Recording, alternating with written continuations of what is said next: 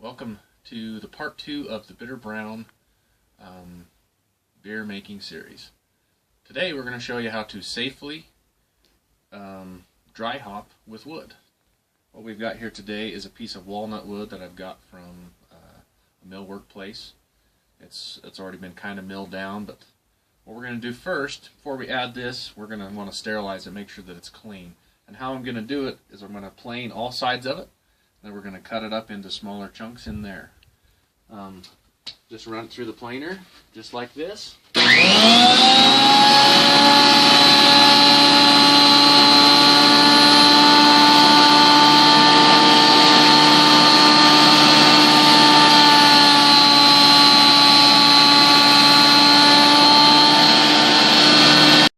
now we're going to do is chop it up into pieces that we can put in our steamer. We want to chop the ends off.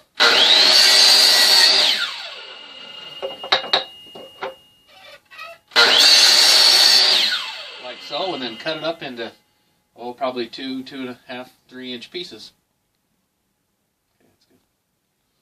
Okay, so now what we're going to do is we're going to take all our smaller pieces, we're going to chop them up so we can get some surface area inside our beer. And I just like to take this and take the hot saw and chop them up. If you get the kiln dried wood from any place, then it chops up a lot better. If you chop it with the grain, get a good piece that has a grain vertical to your chopping area, it'll chop up real nice.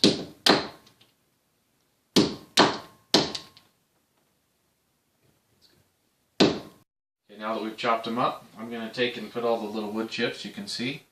I'm going to put them in a rice steamer. I've got my sock that's going to hold them. I'm going to put that in the water in the bottom so that it boils.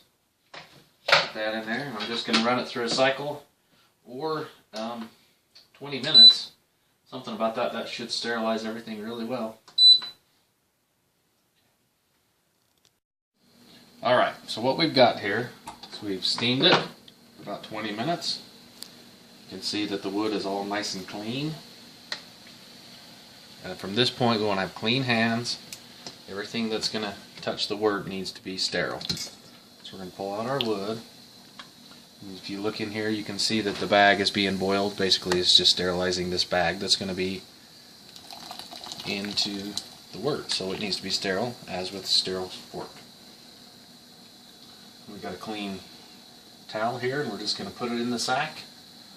It's going to take a second to cool down.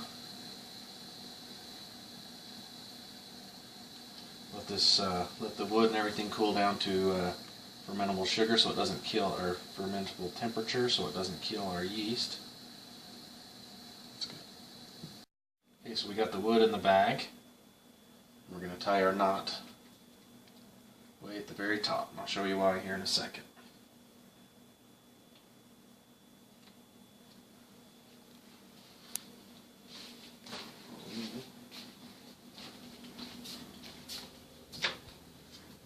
So what we got to do,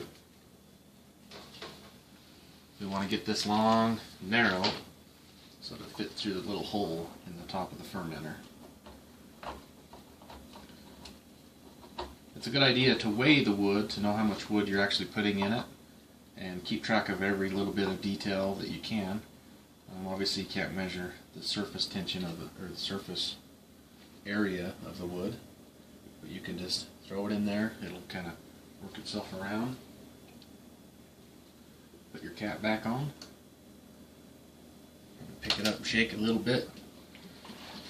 And this is going to do two things. One of two things, or both things. It's going to clarify the beer. The yeast is going to bond to the wood, and it's also going to give a woody flavor to the beer. And that could be good. I've done it before, and I really liked how it turned out on an old ale. Kind of made it feel really dry and really flat. Some of the beers, it didn't really make it necessarily flat, but it made it really good, just a really good flavor. And we'll catch you in part 3 when we bottle.